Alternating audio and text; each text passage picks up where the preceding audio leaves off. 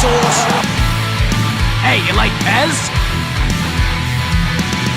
It looks like that. Here's Heaney from the boundary line. He's an expert at these. From the boundary line!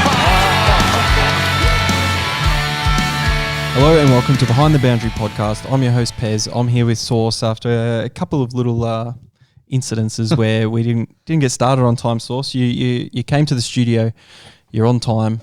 You're 2 minutes early, which was the first ever in the 6 seasons that we've been doing this. And settle down, mate. I was always early for the ones we're doing at my place. Yeah, you were. This new studio's thrown me off. It's a bit hard to find. It's a bit out in the sticks. I have to get my passport coming out here. So the one thing that you can't leave behind is your hardware. My winning bets. Yep, my winning bets. Hardware. Left them on the couch. So you've done that, but we'll move on and we'll continue to go. So it's semi-finals footy week this week with 2 games. So no Thursday night footy. We're into the Friday and the Saturday. And there's 2 massive clashes, all elimination now. There's only 5 finals left after a big week 1 of finals where the first 2 games ended up being close and the other 2 games were a blowout. Yeah, the first 2 games were definitely the highlight of the whole weekend, Pez, especially because your Saints lost, so that wasn't a highlight for you, that game. But two cracking games in football. The MCG, back-to-back nights of 92,000 and over. I was at the Thursday night game, and it was incredible. The noise was unbelievable. The last quarter was tense. It was close. It was contested. I copped one in the back of the neck, Pez, or one Collingwood supporter celebrating, or in his frustration went to hit the seat and accidentally smacked me in the back of the neck. Scared the absolute out of me. What did you say during the game to upset him? I didn't say anything. He was targeting you. He definitely was targeting me. Getting you back for something. No, you definitely got me in the back, I tell you that. What are your smart-ass comments throughout the game? No. I was very, I was right smack bang in the middle of Collingwood fans, man. I was neutral. I was very neutral.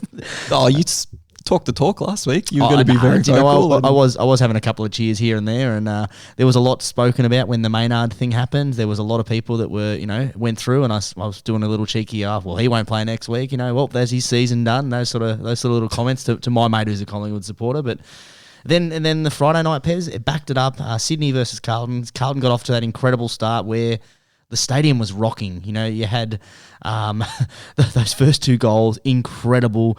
And then, one of my favourite moments from that game was about 4 minutes into it, after those 2 goals, Saad gets the ball in the middle and the big, the whole ground. Something I hate. Oh, but it is horrible to watch on TV. It is horrible, but it was incredible, Pez, just by how much football had consumed the Carlton and the Melbourne community for that matter, and it was great to have finals footy back. The best thing is when the Carlton fans do it and then he gets the 1-2 across the half-back line and it's like, just shut it. It's good, Pez. Just shut it. It's no good. Harry Mackay, who got concussed over the weekend, he actually missed 2 absolute gimme goals. One from the goal square, who somehow hit the post, and one right in front, 10, 15 metres out, and missed to the right. It's unbelievable how the demons have got to him, and it continues to happen. You can't write that, Pez. He walks into an open goal, and he must be shattered. Directly in front, if anything, more on the right side than left side, and smacks it into the left-hand post. Incredible to miss from that. He was under pressure in that one. That was more. That was worse than the other one he missed when he was set shot directly in front. The set shot happens though. That sort of stuff happens. But running into an open goal, he missed one in North Melbourne. He was running into an open goal earlier in the year, real early from the goal square. He kicked it out on the full that day. So I don't know what's happened, but he's out this week, which will be a big loss to their forward structure. A very big loss to their forward structure, and Carlton's forward structure, full stop, with Jack Martin obviously getting 2 weeks as well, so he's out for this week and potentially next week if they win, so could return for a grand final if they make it that far, but that'll put a huge hole in Carlton's offence and make it even more so reliant on Curnow. He was fantastic as well, but there was the unsung heroes for Carlton, those players that don't generally stand up, not the big names that got the job done. Very blue collar, very business-like. Massive game from Blake Acres. He was absolutely everywhere. He runs all day, and it's unbelievable what they're able to do. I couldn't believe that Carlton let Sydney back into it, and it got to within 6 points because I think there was 22 seconds on the clock in that last centre bounce, and it was nervous times for the 92,000 that were there. But they got away with it in the end. Carlton are coming, and they take on Melbourne this week at the MCG, which will be tough, but Melbourne aren't scoring that highly as well, and it was a very close contest and low-scoring game last time. So we'll get into that a little bit later as well. Not with controversy either, that one, Pez. We had obviously we had a couple of tribunal things in that one. You had Akers standing up, as you said, but you also had the match review. Not the match review, what do they call it? The ARC was under fire again. Doesn't surprise me. But it's incredible. Well, I just got a little notification there. The AFL's the ARC's just coming tuning in. Arcing up. That is. They're arcing up. But I know that we speak about this a lot, Pez, but it was a huge topic of debate over the weekend, especially leading up into that Saturday game. I was talking to a couple of mates, and I had a mate who was talking to me about it. And how can we? I know we harp on about this. The technology's not there. Fair enough. How can we allow the bloke who's seen it once, the goal umpire, to have the final say? I'd actually be okay with it if we don't have the technology. I've come around on this, is that the person who's watched it 7, 8, 9 times, they just make a call. The person who's doing the arc and they see it at 4 angles, even if it's inconclusive. Hard to make a call when it's a blurry vision. Just make a call though. Just spend the money.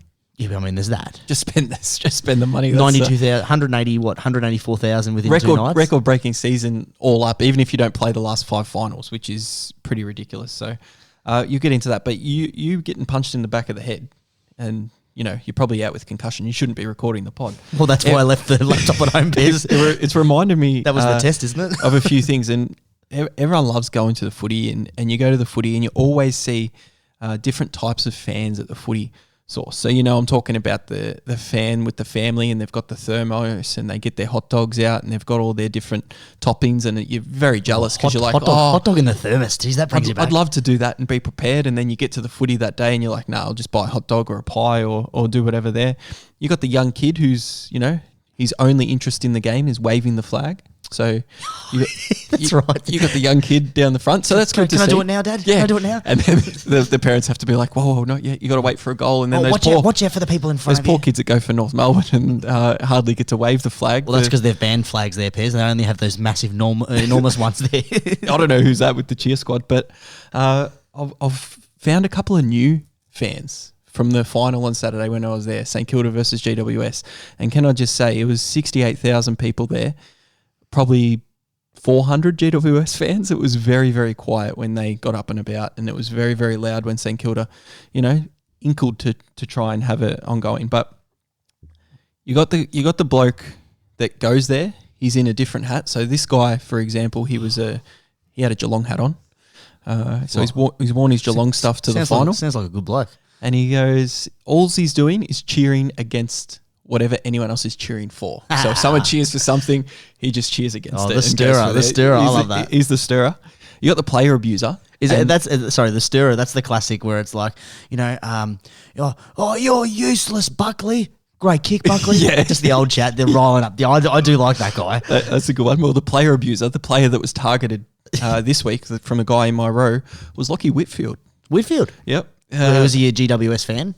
No. Because there's 2 versions of that. No, he was a Victorian fan. He didn't have any footy gear on, so I don't know what team he went for. And you're in the AFL members, so it could be any team. Yeah, fair enough. But his best one for Whitfield was a few years ago, Whitfield, you wanted to come back to Victoria and no one wanted you because you're shit. And he was right there on the boundary, and then he missed a kick inside 50. So that was a good one. That's a good one. It's also good the other way around, where like no matter what, any time that player gets the ball, they get absolutely pinged. Like for Geelong, anytime Colin Jasny gets it, every time he kicks it, you're like, just useless. You're useless, Colin Jasny. The old fisherman friends. You're useless, Wilson. You're useless, Wilson. Do you remember that, or is that too old for you? Yeah, a bit of Castaway, is it? Yeah. No. Do you remember the fisherman friend that? They had they're at the footy, and there's this one guy just absolutely getting into this one guy, and the name's Wilson, and every time he gets it, you're useless, and then he gives him the fisherman's friend, and he shuts him up. And you got a few decades on me. I'm not sure. I have to put that up on Instagram for you. That one, Pez. Have to get up there. That's a great ad. I've got I've got 2 more here, and these are 2 brand new ones. No, I've got 3 more. Sorry, 3 more. I went to the toilet at halftime, and I'm like, I don't want to miss any of the footy, so I'll just line up. The guys' line goes pretty quick, so go downstairs there, level 1, and there's a guy standing in front of the cubicles, but he's not lining up for the cubicles. He's facing the urinal wall. Okay, so there's a whole massive urinal wall, and then on this side there's 2 entrances, and in the middle there's the cubicles. He's standing there, and he's going, come on, Saints fans, you guys have to get loud. From the first bounce in the third quarter, get loud. Collingwood bring their fans home. Carlton bring their team home.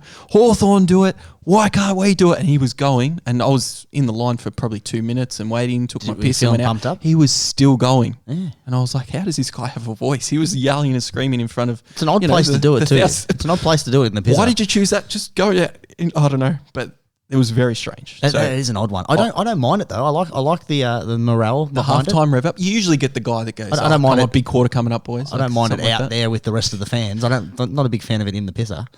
Everyone's, at the urinal, and he's just, trying to rev you up. Yeah, It's probably not strange. it's probably not the place I want to be yelled up and revved up when I've got my member in my hand, mate, having a piss. I don't want that at all. All right, so you don't. You don't want someone yelling at you. Come on, boys! Collingwood, bring it! All right, this next one was the worst type of fan you could have. The worst. Sitting directly behind me, and my ears were ringing, and were still ringing this morning when I woke up.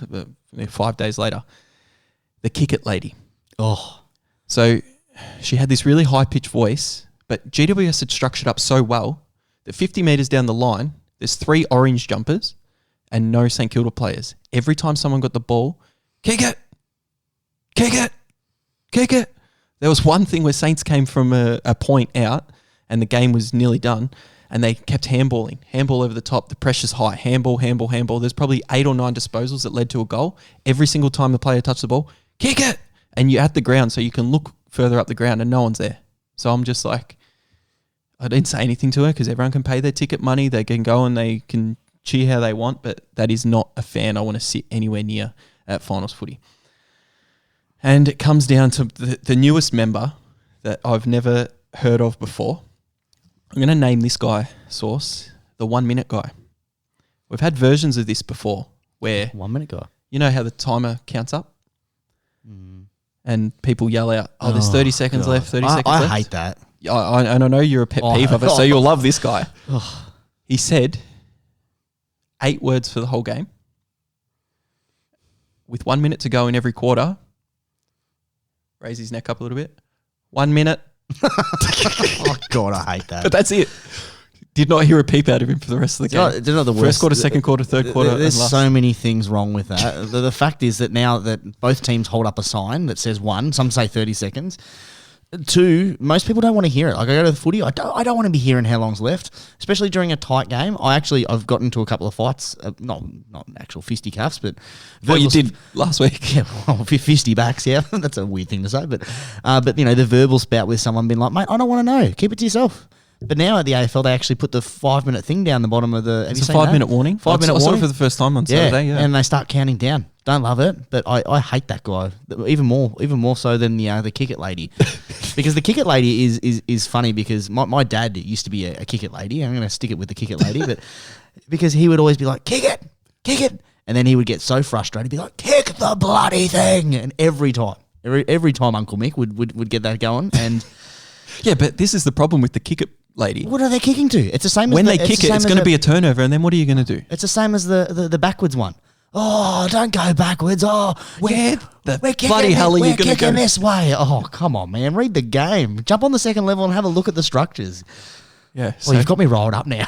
Well, I knew you'd love that, and I saved it until tonight to give you a go at that. But yeah, that's it. Let's get into it. We're done reviewing the crowd. spectators in the crowd, and he won't have to worry about it this week. I had a lot to do on Saturday because it was a blowout from early on with the Giants. Well done by you. That's some of your better stuff. 6 seasons, 24 episodes in. Good time you bought your A game, mate. Finally bring something to the pod. Soft review. It's no official review. How does it end? We don't know. They've kind of lost, but they've won as well.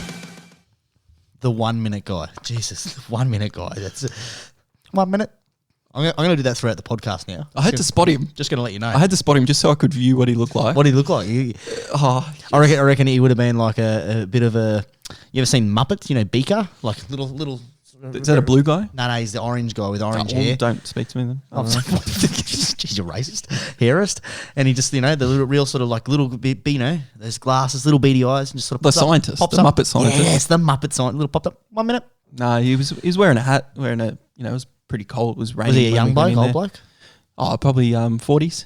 Yeah, quite and young. Quite St Kilda fan, which was weird that he kept doing it in the third and then the fourth quarter. But Bloke's just counting down, Pez. 1 minute until season's over. Well, you should have seen more than 1 minute, but maybe that's what he was counting down to. yeah, he might have been because it was done at quarter time. But we do get into our review here, Source, for the finals in week 1. So I just had the two bets, and one of them was on the Saints, and unfortunately they couldn't do anything. They were up by a goal early days, 13-7, and then GWS went on a 52-4 run. So it hurt. It was very quiet when that was happening, and only a couple of glimpses of things coming back. And Josh Kelly, one of his goals, was absolutely amazing. Watching that directly behind him, Is he not on built the for wing? built for finals footy? Wow. Unbelievable talent they've still got in that list, and from go to bottom 4 to be where they are now, and with a chance to win this week, mind you. And the other one was Brisbane to win. We against both Port had that. Adelaide. That was So pretty stock standard. that was a big reverse of round 1 when Port Adelaide absolutely pants Brisbane at their home deck. So Port Adelaide in danger of going out of straight sets. Brisbane get the home prelim in the Gabba. I lost 1.1 units. Disappointing, on the Pez. weekend, and it went down to 38.64 unit profit for the season at a 23% ROI. So, yeah. You're going to have to lift this week, Pez, because I'm on the injury lift. My back is extremely sore from not only carrying you all season, but My ear's sore as well. My injury from Friday night. So I won't be able to carry you this week. I need you to lift your game and contribute, all right? Yeah, excuses already from you. What are you doing? Just no in excuses, case. no Just in case. excuses, mate. If you listened to the pod last week, you would have had 4 winners just going the over/under, Pez, because we don't always put all our bets on Twitter, but we make sure that we talk about them on the pod. We give you the metrics, we give you the stats, our recommendations, our leans. I had unders for all of the games except for the Brisbane and Port game. That all got up. I had the overs in that one, which narrowly got up as well. So if you're on that, good luck to you. My best bet was the under 165.5. That definitely saluted with the weather. It was lucky to get over 100 at one stage. So 2 units on that one. I had the other big bet I had was my 4-unit stake on a live bet, put in the middle of the third quarter. Long story short, Pez, the live bet, it took forever to get through from the first goal kicked to the fourth goal kicked in that Sydney third quarter start. And I jumped on about 30.5 because they had the lead into it.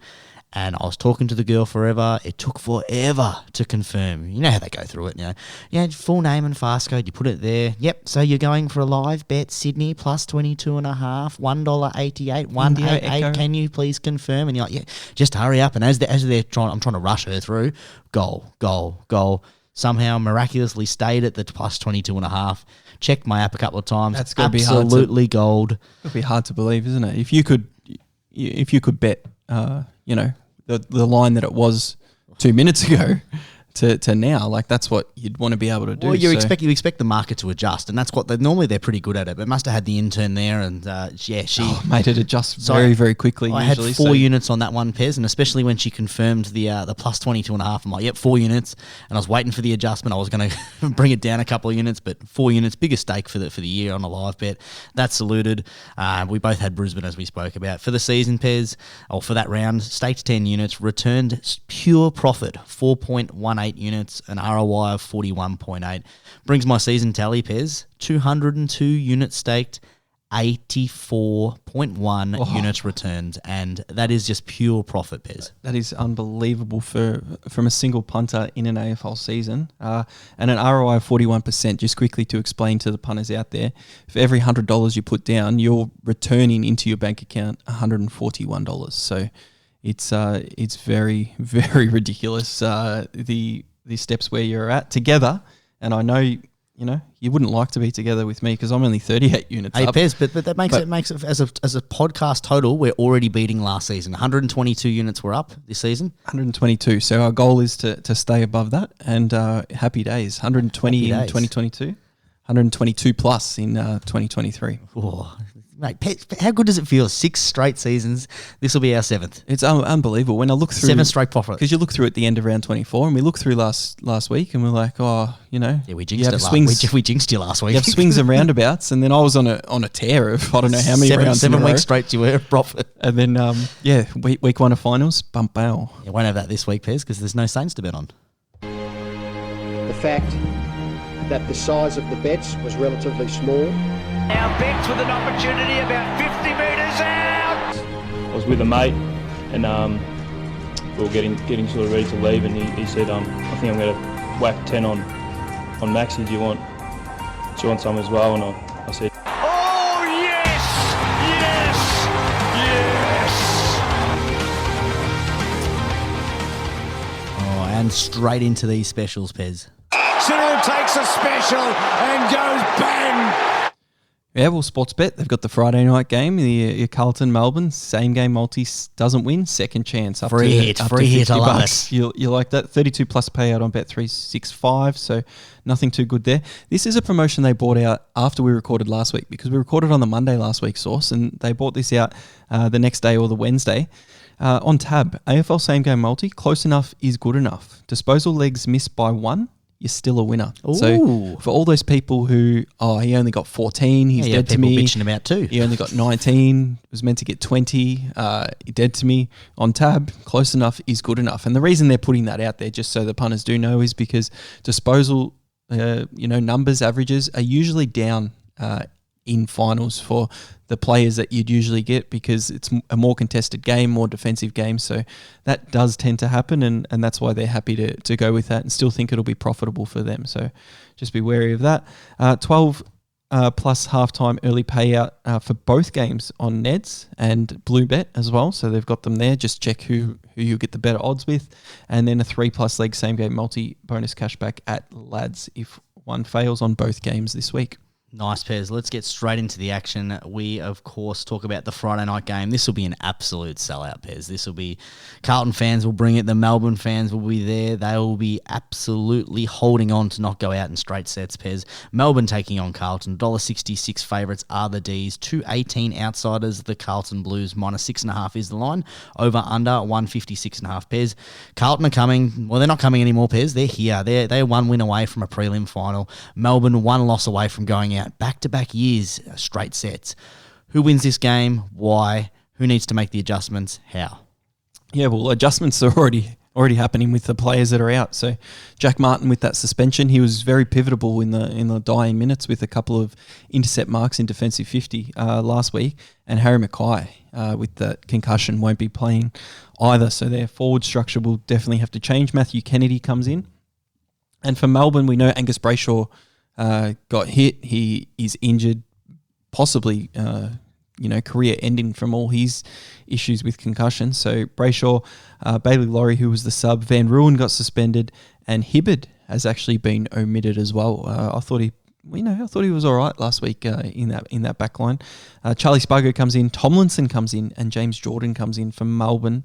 Everything on the line sort of stuff here. Max Gawn was huge last week. He needs to be huge here against Pitnet. He'll get behind the ball to intercept. Carlton will be trying to run out of those centre clearances and try and get the ball up forward. They're going to be Charlie Kerno-centric, I think, this week. But Melbourne's defence, you've got Stephen May and Jake Lever. They don't have Harry Mackay to worry about. So one of them is going to be able to float through. Who's going to be able to play that role for Carlton is what has me a little bit worried. What worries me about Melbourne is their ability to score up forward, because they had all the forward 50 entries, they had all the turnovers in their forward half last week, and they just couldn't get the job done against Collingwood. Incredible. They had 69 inside 50s last week, the 5th most for the year, and to only manage 7 goals, hugely concerning. Well, you saw when they were coming, they were 13 points down. Bailey Fritsch had a chance to put it to 7 with about 7 minutes to go. He kicked it, he nearly missed it, off the side of his boot out on the full, and I don't think I've ever watched a game and thought, geez, this team's kicked it out on the full a lot. And they're only half chances, some of them, where Cozzy Pickett's getting it out of the ruck contest in the forward pocket, kicking it out on the full. Geez, he's clean. There was so many. I don't even know the numbers, but there was at least 6 that went out on the full. And you would have thought 7 points down at the end. Would have been nice if one of those just, went behind the point post there and was only 6 points down, and they could have come and drawn the game, and extra time would have been unreal at that game. But how do they fix that? You want Petrarca to be forward is what you want, but you also want Petrarca to be in the middle of the ground. So what do you see here, Source? Melbourne last week on expected score, they won, Pez. You know, they... No good to them now. Well, the expected score, you know, they had... Collingwood was 59 from expected 53, you know, and Melbourne were 52 from an expected 71.8. So on expected score, they win that by about 20 points or so. They were the better team for 3 quarters. The problem is with Melbourne is that they have no forward structure, and Simon Goodwin unable to adjust after halftime.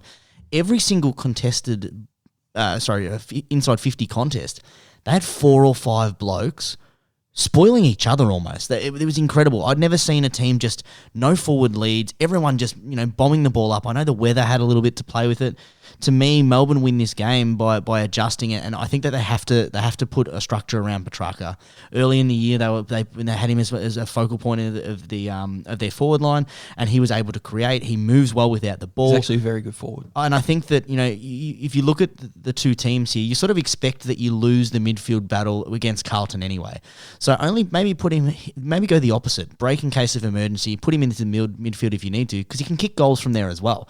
So start around that, make the adjustment early. They're going to get the ruck contest wins. They're going to get first look at it anyway. So, like, you know, use Gawn a little bit more. What I didn't like from them is that they continually didn't have Gawn participate in a lot of their forward 50 entries. You know, like they didn't have him as a key forward. They didn't have him as the ruck forward. They didn't have him as the ruck for throw-ins there. They want to have him continually behind the ball. I don't like that. They are a defensive team. I think that Carlton... they're going to struggle to score against Melbourne. Sorry, they're going to really struggle to score. So I think that the odds in this one are $1.66. Melbourne is a great bet, $1.66. There's a lot of value with it. Momentum is probably the only thing that make you lean towards Carlton, but realistically, Carlton were the opposite to Melbourne. They played really 1.5 quarters against Sydney, and they escaped against Sydney. So if you look at the form against each other, Melbourne is the better side. If you put them both against Sydney, which they recently just played, you know, Sydney obviously lost to Carlton last week. Melbourne beat them in the last round in impressive going to Sydney and beat them quite convincingly. I think the D's can get it done this week, and they don't go out in straight sets. Oh, there you go. I think in what you say there with their forward line structure, I think a big part of that was Jake Malcolm's injury. Yeah. And Tom McDonald coming into that side. Useless. Oh, it just hurts watching it. Not even going for Melbourne or anything, but it just hurts to watch what he's doing down there. And he did a couple of good things in that fourth quarter, but you know, the game's nearly done and dusted. And the thing everyone keeps saying, yeah, expected score, you've got all the stats that line up, the inside forward 50s, the forward 50 turnovers for Melbourne, inside 50 discrepancy. The thing that Collingwood did to win them the game and what Craig McRae had planned is to put the pressure on, to get that turnover and to get the ball down the other end over the top. How many times did they get an over the top mark? This game should have been dead halfway during the second quarter. Yeah, definitely. Collingwood didn't kick for goal very well. No. Collingwood missed easy shots. But their structure allowed them to have easy shots. And if you look at it that way, and Collingwood, you know, hit 50% of those easy misses that they had, this game would have been done early and it would have been a bit more of a blowout and not be made to look as close. So Collingwood just, you know, they were under the pump at the end, don't get me wrong, only 7 points in it. But I think Collingwood ended up being the better side because of how they were coached, and that's what got them over the line to win the game. And I think Carlton, if they're going to win this, they need to take a leaf out of Craig McRae's book and try and put that pressure on Melbourne and try and get them on the turnover, because when you got Stephen May running back trying to defend a kick over the top, that's what you want. You don't want them to have it 70 out, have Melbourne set up defensively, and then to go in like that. You got nothing to lose. It's Voss versus Goodwin here, and who's going to make the right moves at the right time. I think Melbourne would win. If I'm doing footy tipping, I'm tipping Melbourne, but there's something about this Carlton team that you can't shake. Yes, you're on Carlton. You're on Carlton. No, I'm tipping Melbourne. Oh, you got any bets in the game? I do, but I'm staying away from the result for that case, just because of that. I'm going with the sports bet, the same game multi. The free hit. The little free hit. Might as well have a go. So I've picked my own. Do you know what the best thing is about this weekend is if you miss the free hit, You get to have a bet on in both games. You have one bet can get you 2 bets, and hopefully you win. Like how good's that? How excited you! It's like Christmas Eve. You for love the free hit. So mine's a 4-legger. So I've picked my own total under 170.5 because they've crunched the totals in. I think it's 156. You said a little bit earlier there, and then I've just gone the 15 disposal market. So I've gone Christian Salem to be behind the ball and get 15 disposals. Lockie Hunter 15 disposals from the wing. And then Matthew Kennedy coming in to play a role. I think with the way Melbourne defend, he can pick up his 15 disposals as well. So those 3 players for 15 under 170 gets me $2 odds. I'm going to put 2 units on that one and hopefully not have to get a free hit back. No, but how good is the free hit, Pez? You love the free hit. I've crunched the numbers for this one, Pez. You know that I like the overs and the unders and looking at that. And it's interesting that the theory is with finals that it becomes quite a closely contested game and the scores drop. The Sportsbet Def last weekend didn't adjust. This week I think that they've adjusted and I think they've overcorrected actually, Pez. I went back and looked through the semi-finals over the last 10 years and over the last 10 years and the last 27 semi-final games, 19 of those have gone over. But the over that they've had set at them was an average of 165. So that's the average that they've set over the last 10 years. So for this one, Pez, I'm going over. My metrics have it's going about 163. I've brought my over total right down. So I've gone down to the over 148.5. And if you look at that, over the last 10 years, it's only happened 4 times that the score has gone under that. So I've brought that down. I said that Melbourne's going to win, so I've gone the plus 11.5. Pick your own line. Smack those two together for a nice little cheeky $2. I love that. Boom, get that straight in there, Pez. That's my free hit, but it's going to be just a direct hit because it's going to hit straight off the bat. Yeah, well, you need Melbourne to change that structure that you saw firsthand last week, and maybe Petrarca down forward for a majority of the game. I love you thinking with that, Pez, because that's my second bet. I've got 1 unit. I think that they do take advantage of. I think that they not take advantage of it. I think they need to adjust. It's been all about it this week in the media, and they tried Tom McDonald. It didn't really work. So I've gone with Petrarca to kick 2 or more goals, Pez. Is that paying? 235. So I really like those odds. He's done that, I think it's 8 times this season where 2 or more. And they're games where even if he does have a lot of the time in the midfield, and, we saw last week that if they are struggling to score, what they did in that fourth quarter, Pez, they just started unloading from outside 50. So that adjustment, I think, will come a lot quicker. So 1 unit on that one at the 235, 2 or more goals, Christian Petrarca. All right, and for the listeners out there, play keep up with Source's bets because he's going here. You got 2 units, 1 unit. Mate, I'm down 3 units. That's all I'm up. That's all I've put down so far. Nice and easy to follow, and I've got a couple bets in the next one, so that's an easy one to follow. I'm very interested to see where you're going in the next one. Tell me about this game. Next one, I'll tell you about the odds, and then you can tell me about. You got to watch GWS firsthand. Port Adelaide taking on GWS. $1.61 favourites is the power. GWS 228 outsiders minus 8.5 is the line. Over under 175.5. Pez, you got to watch GWS firsthand last week. They were easily the most impressive winner last week. And Port Adelaide were probably the most disappointing loser last week. So, not most disappointing because there's 2 teams that eliminated. But if you look at form and recency bias, GWS are looking in flying form, Pez, and the Giants are here. Yeah, you thought Canelio being out of the team, earlier that week, you would have been like, oh, that advantages St Kilda. The interesting thing about, you say I watched them on Saturday, you got Rowan Marshall for the Saints as a ruckman against Briggs for GWS, and that guy is a monster. He is so strong. Rowan Marshall was given votes on the radio after the game, but he got absolutely towed up by Briggs. I know Marshall had 31 disposals, he did a few different things, but Briggs would take it out of the ruck, snap it over his shoulder into the forward 50, and then bang, the ball's down there ready to go. St Kilda are under pressure trying to run it the other way, and that's how GWS kept scoring. The other thing is they absolutely dominated in centre clearances. Tom Green is an absolute machine. He's a beast. Josh Kelly had 19 disposals and 2 goals up at half time, and they, didn't decide to do anything with that yet.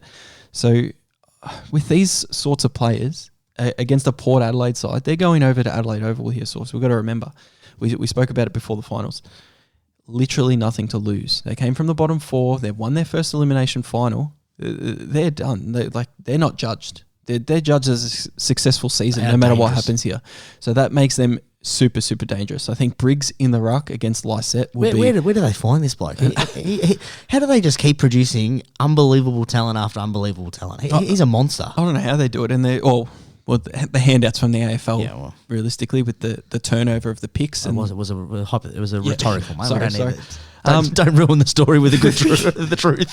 The other thing is O'Halloran, the late in for Canelio, he goes out and Canelio comes in, so that makes them even stronger. And Dylan Williams and Jeremy Finlayson both omitted from the power side. Now, Finlayson had a ripper start to the season, but he's teed it off a little bit, and Charlie Dixon comes in, to try and save their season here. So disappointing for Finlayson to be omitted, but the Giants, nothing to lose. Tom Green, we saw, did you see on the GWS page? Anytime, anywhere, we'll play anyone, anywhere, or whatever. Anytime, anywhere, we bring the smoke. Oh, I love that. That's good, and that's confident. That's the confidence they're going to. Have you seen the other thing from the Giants page, Pez? Have you seen this one? Who is he a listed player? This bloke? Yeah, he used to play for Adelaide. Hi, I saw Hi, I'm Cooper Hamilton. You may remember me from my debut at Adelaide Oval. 12 touches and a clanger. He's taking a piss out of himself. Is intended for those who support the Adelaide Crows. So the Giants and Coes have more in common than you might think. For one, we both hate South Melbourne. South Melbourne. Two, we love a lot of the same people. Jacobs takes a good mark. Which has made this decision even more difficult. Our club's bloody disappointed. Surely you're overfilled by now. Thirdly, we both love to play Adelaide Oval. One of the great all-time wins for the Giants. Finally, and most importantly, we both want the Giants to win on Saturday night. So in saying that, and with your September schedule cleared, we'd like you to join the Orange Tsunami for 1 week and 1 week only. Jump on board and deck yourself out with Orange as we prepare to tear the pair. Tear the pair, Pez. Tear the pair, not bad. Tear the pair. From the Giants. I don't know how they convinced the young fella Cooper to do Hamilton, that. Not sure how that goes. They are confident, Pez. They have so much belief, and in football terms, a team that has nothing to lose is super dangerous. They've been the most informed team coming into this. If you reverse the ladder from round 11, they sit third, and they've gone. I think it's 11-4 since then. It's dangerous. Incredible. You think of a player that when he was at Melbourne, Jesse Hogan, he was touted as the next big thing, going to kick 600 goals. And he's had his troubles over at Fremantle, and now he finds himself at GWS playing ripping footy. He's a beautiful set shot at goal, and he can get a couple. You got Toby Green down there. You got Daniels, who's an absolutely great kick and set shot at goal. They are just so super dangerous. The midfield battle will be where it's won. And Port Adelaide, it's not like they're seasoned veterans in that midfield. They're young, so they've got a lot to do. The crowd noise is going to be massive. It's going to be a sellout at the Adelaide Oval. I tip the Giants right now just because I just like a little bit of finals footy, the underdog story. We'll see how the Giants go in this one. No bet at the minute. I want to see if my bet turns into a bonus or what happens with that. Cheeky bonus. And then I'll unload on Twitter after that to if we see the result in the Friday night game. So go the Giants. Go the Giants, Pez. Go the Giants. Oh, just remember this one. I forgot about pain in the sound. Woohoo! Do you know what the best thing is about this? The more they win, the more the memes come back. Yeah. The big sound one, Pez. I'm all over the Giants in this one. Big sound memes. Yeah. I forgot about that. It's one of everything, wasn't it? I didn't think TikTok was really around there, was it? That would have gone off on TikTok. It's still going to go off back in 2019. This is going to be incredible. The Giants are so informed, Pez. They're built for finals football. They've got nothing to lose. They've got the confidence. They've got the belief. I think we forget that 2 years ago this team was a top 8 side. They've had a coaching change, and since that coaching change, they've been incredible. Port Adelaide, when they were winning games early in the year, Pez, they're kicking great big scores. Their forward line was going through. Their defence was pretty tight. They've had so many injuries outbound back. They haven't got the sort of people to run with Toby Green, Jesse Hogan. GWS win so many battles. They win down back. Their back line is a lead against that forward line. Can we just make a comment on that? Sam Taylor, if he takes Charlie Dixon's out of the game. And Harry Himmelberg, he's moved to permanent defence. Yeah. He's looking unbelievable down there. Who? Harry Himmelberg. Incredible, yeah? Absolutely incredible. He was struggling as a forward last season when Yep. they're in the bottom 4, and they've, teetered, and now like, hey, bang, this is your spot. He's looking good. The midfield battle, I mean, that's probably pretty even, but GWS, they have the potential. And Give it to the Orange team. Give it to the Orange team. You look at their forward line, then that's a win all around for the Orange team. And their ruck, as we just spoke about too. The only advantage probably Port Adelaide has is that they have, possibly the experience, but maybe not. I don't know. Probably Port Adelaide are actually, not as experienced as the Giants. They are playing at Adelaide Oval. The Giants take away that well-documented fact of them winning at all 11 different venues this season. 11 different venues this season, including the Adelaide Oval twice. Against Port Adelaide and against Adelaide. You look at it on paper here. I'm leaning towards nearly putting a bet on the Giants. Mate, 228 blue bet. Put a bet on right now. 2 units. Boom. Put that on there. 12 up special. You love that. That's a great bet. And what I like even more, Pez, is some of the other stats. You can put a bet on at the end of this, Pez. I'll let you piggyback on mine. 7 out of the last 8 final series, a team has gone out in straight sets. Right? So in the first 14 years since they brought in this only 2 teams did that. They went out in straight sets. The next 14 years, 7 teams have done it. 7 out of the last 8. So 7 games where a team has gone out in straight sets. When that happens, Pez, generally it's a team that snuck into the 8 / snuck into the 4. Okay, so it's not a team that's repeating. What I like about this bet, Pez, in those games when there's a straight set exit, the team that was the favourite team, they have scored under 90 every single time, Pez. So every time they haven't progressed and they've gone out in straight sets, they haven't scored over 90. Guess what the total over-under line is for Port Adelaide's line? 90.5. 90.5. So lock in 2 units, Pez, under Port Adelaide's total score, $1.91 at the 90.5. And the last one, we just spoke about Port Adelaide, Pez, and their defence. I think they're going to really heavily target Toby Green, which is good. But Toby Green proved last week, they'll inject him into the midfield. He'll burn you early, get a couple of those ones. He only kicked 1 goal last week, Pez, but he was instrumental. Where I don't think that they have a matchup for is Jesse Hogan. If they put Alir to him, which is the natural sort of, person. Riccardi gets a bit of a free run. He does, but I reckon Alir goes to Jesse Hogan. But Jesse Hogan's a lead-up player. Alir likes to bring the intercept mark. He's not built for Jesse Hogan. He'll be lost. I reckon he'll be lost. So put 1 unit Pez, 3 goals or more, 350, and put 1 unit Pez on. Actually, I won't do that because the odds have been crunched, so I won't do that second one. But put 1 unit Pez on 3. What was it? What was the other 3 or one more goals, 350. I was going to put 2 or more goals. It was originally at $2. Now it's at $1.79. So that's really crushed in. I'm piggybacking because I convinced myself, but it's funny because before I started talking, you didn't have a bet, and now I finished talking. Bet. I did have a bet, but I was going to put it on after Friday. He's on $2.30. $2.30. So you got 228. I get 230, but I'll put 2 units on that. Would you get 230? Yeah, that's what it is right now. I looked on Ned's 225 and Blue Bet's 230, so I'll run with that. I'll put that on now. Can I jump on that? You've already got your 2 units on it. You idiot. Oh, but it's 2 cents. Hey, 2 cents is better in my pocket than theirs. Well, it is, but you've already put the bet on, so what are you going to do? Well, can I cancel it and lose money and then put it back on for a higher amount? That's ridiculous. It is the stupidest thing you might have ever said. You can tell, viewers, we are excited about finals footy. I'm so glad it's back. But the only thing that I hate about it, Pez, it means we're only 3 weeks away from the season finishing. Ugh. Yeah, that's what we spoke about coming into the end of the season. You've got 9 finals games, 4 of them are down. We've only got 5 left, and this year, can I ask for one thing, if I could? You can ask for whatever you want, Pez. Whether I deliver or not's a different thing. Well, you can't deliver personally, but last year you enjoyed it. You enjoyed the grand final, but this year your team's not in it. My team's not in it. I just want a decent final, like a decent grand final where the game's not over in the second quarter or it's not over at half time, and it keeps people glued to the TV. So what's a decent final in your eyes? What would be a decent final? The majority of people you're spending grand final day with are still watching the game in the fourth quarter. I know what a decent game of football is. I know what I mean. Like, why'd you ask the question? What teams playing in the grand final? Don't call me a nog, you flog. What teams playing in the grand final make it a good game on your books without obviously knowing the result? So this is the tough thing. Yeah? Age or one. You know Better, how they had the $101 I'm a good odds. Better, yeah. I know that. Better. So they got the promo. We had the different accounts. Yeah, that was great for me. I cashed out $100 for Geelong to win the premiership. They didn't even make the final. It was great. Loved it. So at the moment, we've got Collingwood and we've got Melbourne to win the premiership. Yeah. So Melbourne go into the other side. So if those two played off together, that'd be a guaranteed $1,000.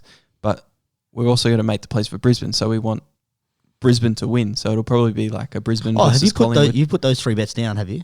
Not Brisbane. We've got Collingwood, we've got Melbourne. You didn't put Brisbane down? No. How stupid's that? So dumb. Did you get offered cash out?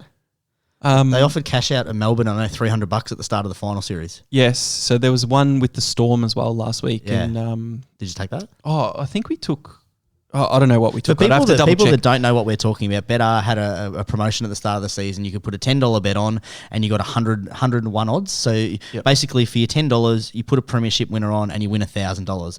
And then throughout the season, what they've been doing is they've been offering, for example, before the final series, they went, all right, all these teams are going to be worth $100 cash out. So I cashed out on Geelong before the last round when they weren't going to make it. Incredible. Yeah. So love that one. And Pez has taken Collingwood and Melbourne. Oh, Jesus. Well, Mrs. told me a story today. Apparently, she told you before the season she jumped on Collingwood to win the premiership at $10 and you told her it was a stupid bet. She's saying it's a pretty good bet at the moment, isn't Stupid bet. Yeah. Dumb. It's not going to get up there. Because do you know why? Because the big sound's going to take them on next week. Well, the other thing, I've got a vested interest in the NRL because I've got two bets on the Panthers. So $20 down to win $2,000 on the Panthers and $10 on the Storm, who hopefully win on Friday and make their way against the Panthers in a prelim. So not too great. Got to worry about the Brisbane Broncos in that one. Yeah, they looked good. They looked good last Friday. But that's an update on that. Anyway, so back to the original question, Pez. For the grand final, back to the grand final, for it to be a good game, what 2 teams are we wanting to be in there to be a contested game that you think, with your detailed football knowledge is going to make it a good contest? I can't do that in finals. You know me. I can't do that. So I'm but don't. Nah, Brisbane GWS. Can that happen? That'd be a good final, I think. Can it happen? No. It can. Yes. Yeah, it can happen. It can happen. Yeah, beautiful. Let's go with that. Well, if you think that's the case, Pez, $13 for them to win the premiership, GWS, and you can get $6 for them to make the granny. No, in all, really, like Port Adelaide or GWS, Collingwood at home at the MCG probably win that prelim final. Well, most likely. We'll see what happens. Big sound. And Brisbane up at the Gabba will be hard to beat against Carlton or Melbourne. So that'll be a huge day, grand final day. It'll just, we'll see what happens. Them to make the grand final is $1.50 Brisbane. They're not even favourites to make the grand final, which I find odd. To make the grand final? Yeah, $1.50 for them to basically win next week and $1.45 for Collingwood to win next week. Without knowing the opponent, yep. Yeah, it's interesting. All right. Would you put a premiership bet down? No. Just at the start of the season with the better. It's been a good podcast, all right. bit of back and forth. Jesus Christ! You got any other units thrown around there? Yeah, you're gonna have to update the spreadsheet. It's gonna take you about a few hours. That's all right. I'll spell Sydney right this time. Sydney. I wonder if anyone picked up on Tell you that. what, you could tell I had a couple of beers, couldn't you? You could tell you're the one that jumped on it because it went from one bet to like 4 bets, and that was split. And I had a couple of spelling mistakes in there. Come on, Sydney. Hey, the Sydney paid out, mate. Sydney are out. So, are out. So six teams remain. This is a horrible end to the podcast. I'm Pez. Peace out. I'm still Sauce. We'll catch up next time.